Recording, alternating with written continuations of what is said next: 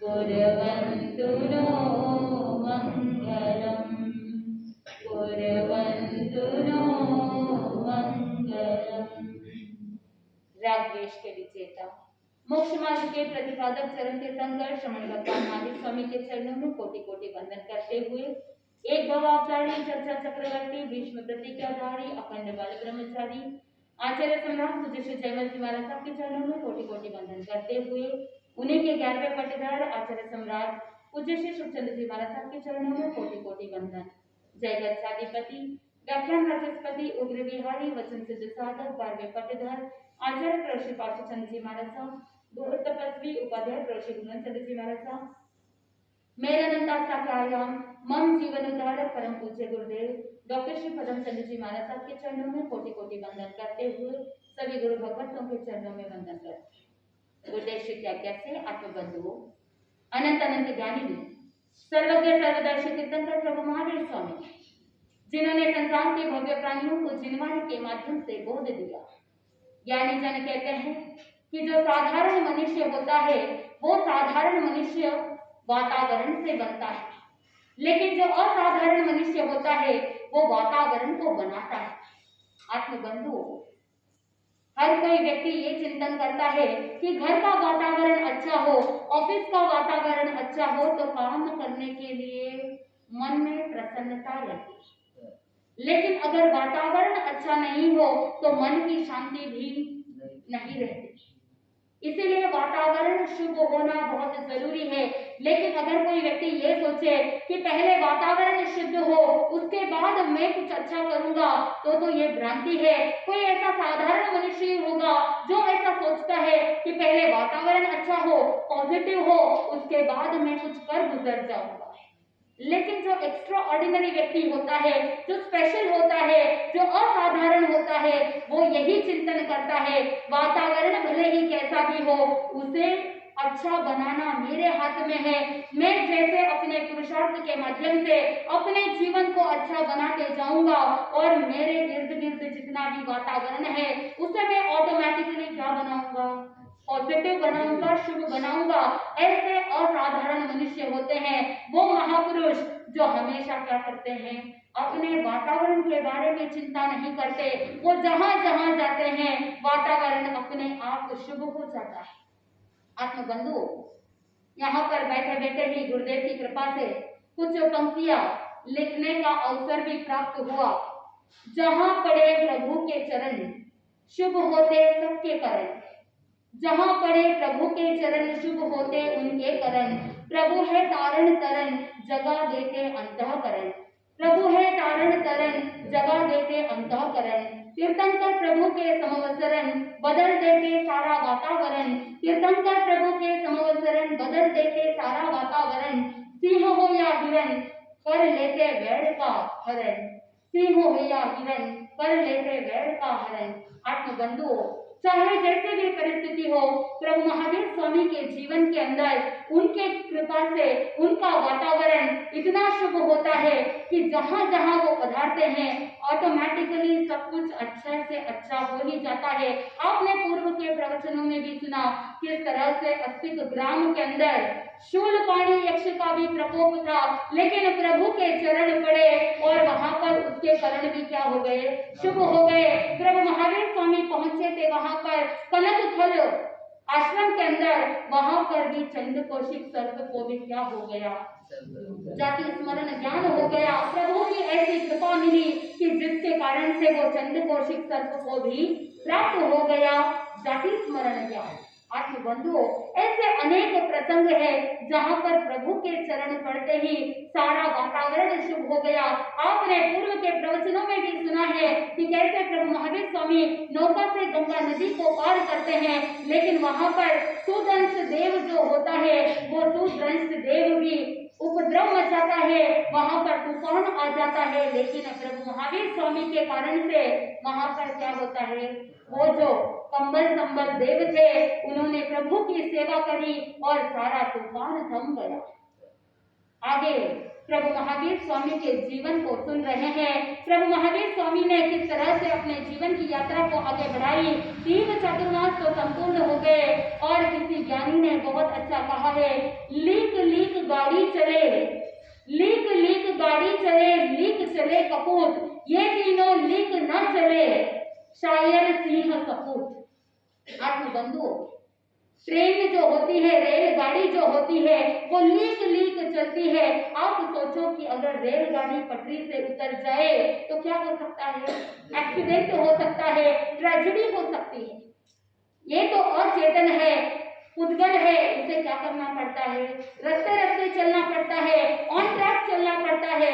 लेकिन जो चेतन है, जो ये जीव है, उसे लीक से हट करके अगर चलना है तो उसे बहुत हिम्मत करनी पड़ती है। कहते हैं सीढ़ियां उनके लिए बेमान है जो चांद पर जाना चाहते हैं, सीढ़ियां उनके लिए बेमान है जो चांद पर जाना चाहते हैं, और जिनकी नजर आसमान के पास ही हो उनके लिए तो क्या करना पड़ता है, खुद ही रास्ता बनाना पड़ता है। वहां पर सीढ़ियां काम नहीं आती, वहां पर स्वयं को ही क्या करना पड़ता है, उड़ान भरनी पड़ती है। और कल आपने भी सुना है, देखा है, चंद्रयान 3 की वो सफल यात्रा और चंद्र पर भारत का परचम लहराया। ये बहुत ही प्राउड मूवमेंट है भारत के लिए, नव भारत निर्माण का एक ये बढ़ता कदम है।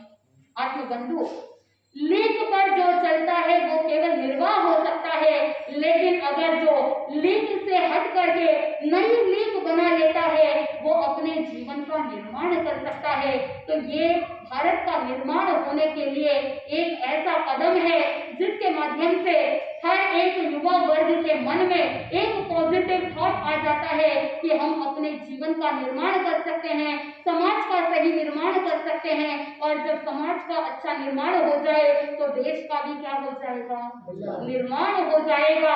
आत्मबंधुओं, स्वयं तरक्की करते हैं तो जीवन के अंदर ये चिंतन रखना कि देश की तरक्की भी ऑटोमेटिकली हो जाती है।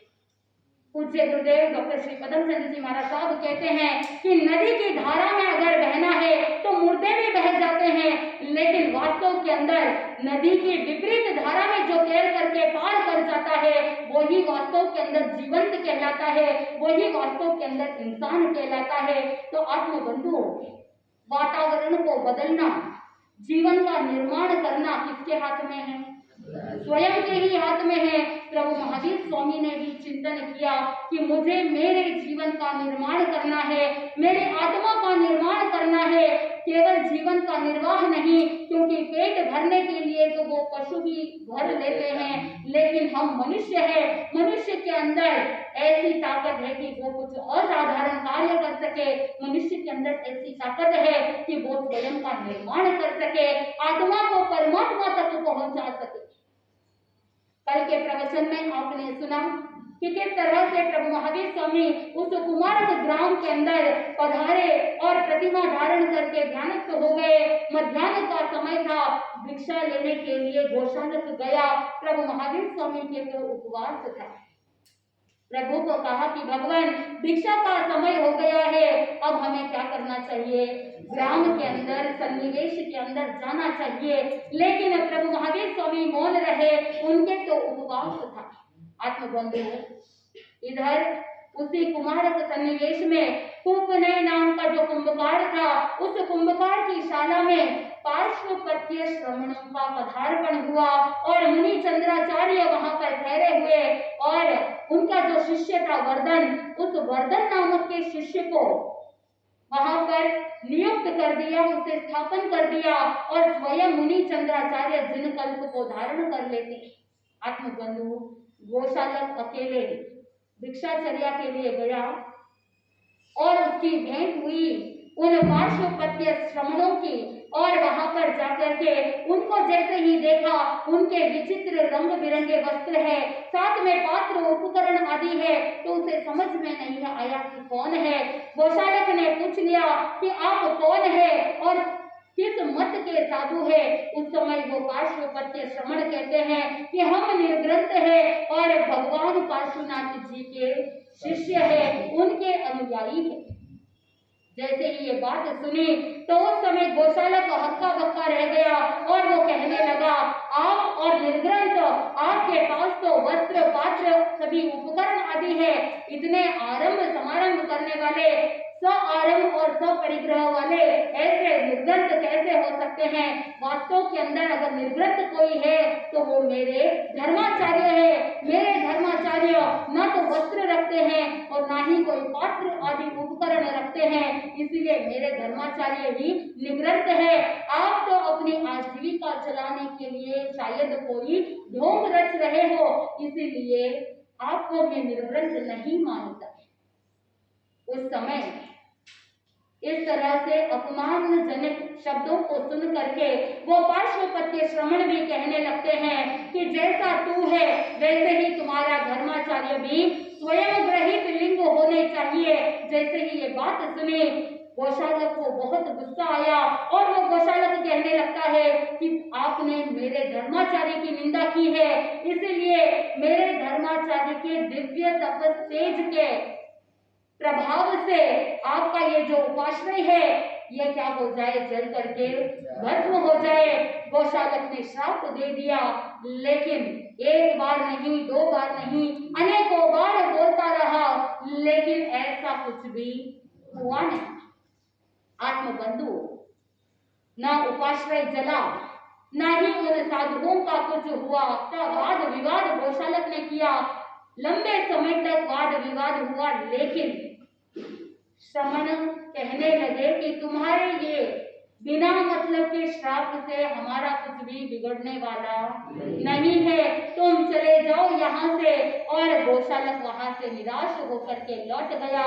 भगवान से पूछने लगा, कहने लगा भगवान से कि भगवान, आज मेरे आरंभ परिग्रह युक्त ऐसे पार्श्वपत्य श्रवणों की साथ भेंट हुई और वहां पर झूठा विवाद भी हो गया, वाद विवाद हो गया, लेकिन मैंने उनको श्राप दिया, लेकिन श्राप से उनका कोई भी बाल भी बांका नहीं हुआ। इसके पीछे क्या कारण है? भगवान ने कहा कि वो तो पार्श्वपत्य अणगार है और अणगारों को ऐसे श्राप का कोई भी प्रभाव नहीं लगता है।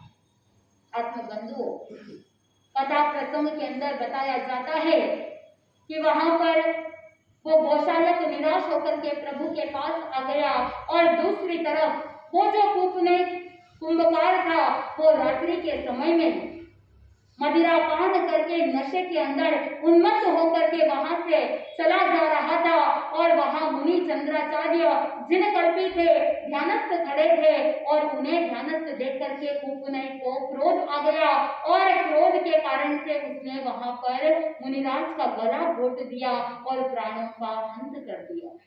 आत्मबंधु, लेकिन मुनि जो थे वो क्षमाधारी थे, वो क्षमा श्रमण थे और इसीलिए उन्होंने उस कुंभकार के ऊपर क्रोध नहीं किया, संभाव पूर्वक सहन करते हुए कहते हैं कि चारों घाती कर्मों को क्षय करके केवल ज्ञान, केवल दर्शन की प्राप्ति की और साथ में सिद्ध बुद्ध और मुक्त हो गए।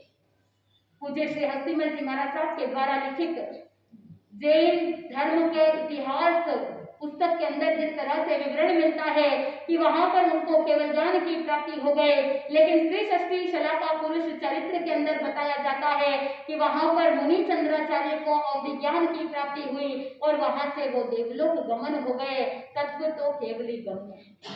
आत्मबंधुओं, आसपास के जो व्यंतर देव थे उन्होंने मुनि चंद्राचार्य की क्षमा की प्रशंसा करने के लिए, उनकी महिमा मंडित करने के लिए वहां पर पूरे वातावरण के अंदर प्रकाश फैल गया, पुष्प आदि सुगंधित द्रव्यों की वृष्टि हुई।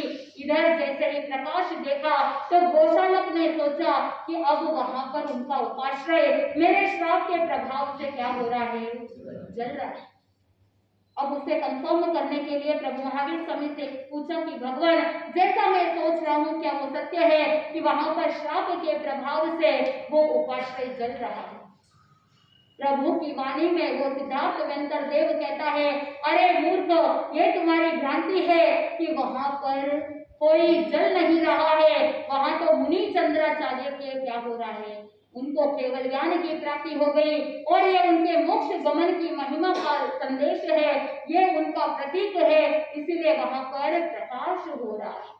आत्मबंधु, गोशालक वहां गया, उनको देवों के दर्शन तो नहीं हुए, लेकिन पुष्प आदि के सुगंधित द्रव्यों से उसके मन को बड़ी प्रसन्नता हुई। लेकिन वहां पर वो इतने में रुकने वाला नहीं। आपको पता है कि गोशालक चंचल प्रवृत्ति वाला है और वचन से वाचाल था और अपशब्द बोलता है, निंदा विकता करता है, तो वहां सोचता नहीं है, क्योंकि विवेकहीन होने के कारण से कुछ भी बोल देता है और वो वहां से चल करके कहाँ जाता है, जहां उन आचार्य के शिष्य थे, वहां जाकर के उनको कहने लगता है, अरे पेट भरो, तुम क्या यहाँ पर सो रहे हो, तुम्हारे आचार्य श्री का क्या हो रहा है, वहां पर उनका निर्जीव शरीर पड़ा है, जागो और देखो तुम्हारे आचार्य वहां पर पड़े हैं। जैसे ही गोशालक के शब्द सुने, वो सारे शिष्य जागे और जाग करके आचार्य श्री के निर्जीव देह को देख करके उनको अत्यंत खेद हुआ और बड़ा पश्चाताप हुआ कि देखो हमारे गुरु अब नहीं रहे, और वो उन शिष्यों की निंदा करते हुए गोशालक अपने स्थान पर लौट गया। इधर दूसरे दिन भगवान महावीर स्वामी इन सभी प्रसंगों के अंदर प्रभु से कोई कनेक्शन है ही नहीं, क्योंकि भगवान महावीर स्वामी तो अपनी साधना में रत है।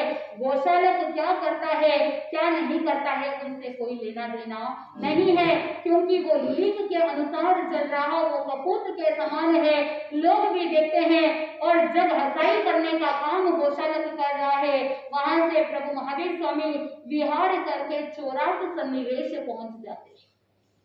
आत्मबंधुओं, नाम सुनते ही पता चलता है कि चौरास सन्निवेश, ऐसा सन्निवेश, ऐसा ग्राम कि जहां पर चोरों और तस्करों का भय सदैव लगा रहता है, इसीलिए बड़ी निगरानी रखी जाती है, पहरेदार भी खड़े रहते हैं, सतत सावधान रहते हैं, हमेशा सतर्क रहते हैं, और कोई ऐसा अपरिचित व्यक्ति गांव में जाना चाहे तो वो उन्हें जाने नहीं देते। और इधर प्रभु महावीर स्वामी और गोशालक वहां से कुमारक ग्राम से चलते चलते चौरास सन्निवेश में आते हैं। पहरेदारों ने देखा, आरक्षकों ने देखा कि ये कोई अपरिचित है, पूछा कि भाई तुम कौन हो, तो वहां पर प्रभु महावीर स्वामी तो हमेशा आत्मचिंतन में रमण करने वाले, उन्होंने कोई उत्तर नहीं दिया। अब पहरेदार सोचने लगे कि शायद कोई गुप्तचर है, शायद कोई जासूस है, और इसीलिए उनको क्या कर दिया, पकड़ लिया, उन्हें बांध दिया, और बांध करके इतनी यातनाएं दी कि पीटने लगे और उनको पकड़ पकड़ करके कुएं में डुबोने लगे। ऐसे सारी यातना तकलीफ देने के बावजूद भगवान महावीर स्वामी अड़िग थे, लेकिन गोशालक अब उससे सहा नहीं गया, वो अपनी निर्दोषिता बताता है, लेकिन पहरेदार उसके बातों पर ध्यान नहीं देते। और इधर उसी चौरास ग्राम के अंदर उत्पल नाम के निमित्तज्ञ की बहनें सोमा और जयंती रहती है। जब ये घटनाक्रम सुनती है, सोमा और जयंती भगवान पार्श्वनाथ जी की पड़ी वाली साध्वियां होती है। जैसे ही उन्होंने ये सारी घटना सुनी, उनको संदेह हो गया कि कहीं ना कहीं ये कौन है, प्रभु महावीर स्वामी है, और उसे कंफर्म करने के लिए दोनों साध्वियां वहां पर आती है, और जैसे ही प्रभु को देखा तो पहचान जाती है और उन आरक्षकों को कहने लगती है, अरे तुम ये क्या कर रहे हो, ऐसा अनर्थ क्यों कर रहे हो, तुम जानते नहीं ये कौन है, ये तो सिद्धार्थ नरेश के सुपुत्र भगवान महावीर स्वामी है, इन्होंने निर्ग्रंथ प्रव्रज्या दीक्षा अंगीकार करके साधना के मार्ग पर अग्रसर हुए हैं। नरेंद्र देवेंद्र द्वारा पूजनीय है और इनका मन से भी अगर आसाधना करते हो तो आत्मा का अधोपतन हो जाता है। तो तुम ये अनर्थ मत करो, तुम अपने अज्ञानता के कारण से अपने ही आत्मा का पतन कर रहे हो, तुम अपना ही नुकसान क्यों कर रहे हो। जैसे ही साध्वियों के वचन सुने वो पहरेदार सहम गए और सोचने लगे कि अरे हमने ये क्या कर दिया, और तुरंत भगवान महावीर स्वामी को और साथ में गौशालक को बंधन मुक्त कर दिया और हाथ जोड़ करके क्षमा मांगने लगे। आत्मबंधुओं, भगवान महावीर स्वामी ने तो कुछ भी नहीं कहा, लेकिन गौशालक तो बिना बोले रह नहीं सकता। वो कुछ ना कुछ ऐसे उटपटांग बोल देता है, लेकिन भगवान महावीर स्वामी वहां से विहार करके आगे बढ़ते हैं। आगे चलते चलते कहाँ पहुंच जाते हैं, कृष्ण चंपा नगरी पहुंच जाते हैं। और कृष्ण चंपा नगरी में प्रभु महावीर स्वामी चौथा चातुर्मास करते हैं और इस चातुर्मास के दौरान पूरे 4 ही महीने चतुर्मासिक तप करते हैं। यानी इस चतुर्मास में उन्होंने आहार का परिहार किया और आत्मचिंतन और ध्यान मुद्रा के अंदर 4 ही महीने अड़िग खड़े रहे और विविध प्रकार की प्रतिमाओं को धारण करके अपनी आत्मा को आगे बढ़ाते रहे। आत्मबंधुओं, कृष्ण चंपा का ये चौथा चतुर्मास जब संपूर्ण हुआ तो भगवान महावीर स्वामी कृष्ण चंपा से विहार करते हैं और विहार करके कहीं दूसरे अन्यत्र स्थान में पारणा करते हैं। और अब आगे देखना यह है कि भगवान महावीर स्वामी विहार करके कयंगला नगरी कैसे पहुंचते हैं और वहां पर ऐसा क्या घटना घटित होती है, और फिर भगवान महावीर स्वामी को क्यों ऐसे मन में भाव आए कि अब आर्य देश में विचरण करने से विशेष रूप से कोई कर्म की निर्जरा नहीं हो रही है, मुझे कहाँ जाना चाहिए, अनार्य देश में जाना चाहिए। अनेक प्रकार के उपसर्ग आते हैं। आगे चलकर के कैसे 5वां चतुर्मास कहाँ करते हैं, कठपुतना का उपसर्ग कैसा होता है और अनार्य देश में प्रभु महावीर स्वामी को कैसे वो सारे कष्ट सहन करने पड़ते हैं, लेकिन फिर भी भगवान अपने कर्मों की निर्जरा के लिए उनके वातावरण को क्या कर देते हैं, भीतर का वातावरण अगर शांत हो तो बाहर चाहे कितनी भी अशांति हो उनसे कोई फर्क पड़ने वाला नहीं। अब प्रभु महावीर स्वामी कयंगला नगरी में पहुंचते हैं। फिर गौशालक कैसे वहां पर और क्या क्या ऐसे कुपात्रता दिखाता है, किस तरह से वो अपनी उद्दंडता के कारण से स्वयं की पिटाई होती है, बार बार उसको दंड भोगना पड़ता है। ज्ञानी जन कहते हैं कि अगर कुकृत्य करेंगे तो अनेक जगह पर जाते हैं तो भी हर जगह पर अपमान सहन करना पड़ता है, हर जगह पर दंड को सहन करना पड़ता है। तो इस तरह से प्रभु महावीर स्वामी के साथ साथ गौशालक चल रहा है। एक बार मन में भाव भी आ गए कि मैं प्रभु से क्या करूं, पृथक हो जाऊं, लेकिन जैसे ही अलग होता है तो वापस पश्चाताप होता है, फिर प्रभु महावीर स्वामी के साथ हो जाता है। लेकिन आगे चल करके वो स्वयं का ही एक अलग से नियतिवाद को पोषित करने वाला अलग से आजीविक मत चलाता है और हमेशा के लिए भगवान से पृथक हो जाता है। इस तरह से प्रभु महावीर स्वामी के जीवन प्रसंग को सुनते हुए निरंतर 12 वर्ष की श्रृंखला कैसे चलती है और प्रभु महावीर स्वामी को कैसे केवल ज्ञान केवल दर्शन की प्राप्ति होती है, इस तरह से जैसे जैसे हम प्रभु के जीवन को सुनेंगे भीतर से आनंद की प्राप्ति होगी और साथ में अपने वातावरण को शुभ बनाने के लिए एक प्रेरणा संदेश है कि आपको पुरुषार्थ करना है, आपको पुरानी लीक को छोड़ करके नई लीक की ओर आगे बढ़ना है, क्योंकि लीक से हट करके 3 लोग काम करते हैं। शायर कभी ये नहीं सोचता कि मैं हमेशा पहले जो लिखी गई शायरी है या कविता है उसी की ओर चला जाऊं। शायर हमेशा सोचता है मैं कुछ नया और लिखूं, मैं कुछ और अच्छा करूं, हमेशा वो जिज्ञासापूर्ण रहता है। सिंह जो होता है वो कभी जंगल के अंदर किसी का अनुसरण नहीं करता, किसी का अनुगमन नहीं करता, वो जिधर चलता है वही उसका रास्ता बन जाता है। ठीक उसी प्रकार जो कपूत होता है वो यही सोचता है कि मेरे जो पिताजी ने, जो पुरखों ने जो संपत्ति दी है, जो रास्ता तय किया है, जो मार्ग तय किया है, उसी की ओर आगे बढ़ता जाता है। वो जहां है वहीं पर रह जाता है, वो अपने आप को भी आगे नहीं बढ़ाता और उनके पुरखों की जो धन संपत्ति है उसको भी आगे नहीं बढ़ाता। लेकिन जो होनहार पुत्र होता है, जो सपूत होता है, वो अपने पुरखों की दी हुई संपत्ति हो या उनका जो मार्ग है उसे प्रशस्त करता है और उनके मार्ग को और ज्यादा आगे बढ़ाने का प्रयास करता है। जिस बिजनेस में पिताजी ने आगे बढ़े हैं उससे भी और आगे एक्सपैंड करते हुए समय के अनुसार लीक को बदल देता है और जो साधक अपनी लीक को बदल करके नई लीक का निर्माण करता है वो सपूत कहलाता है। तो आपको भी क्या करना है, क्या बनना है? अरे बोल तो दीजिए, सपूत बनना है क्या? क्या बनना है? सपूत बनना है। जो आपके बड़े बुजुर्ग पुरखों ने जो आपको धन, वैभव, संपत्ति और साथ में संस्कार दिए हैं, उन संस्कारों को और ज्यादा आगे बढ़ाते हुए जैसे जैसे आप अपने जीवन को आगे बढ़ाएंगे आपको आनंद की प्राप्ति होगी। घड़ी के अंदर भी समय हो रहा है। बोले श्री जैन धर्म की।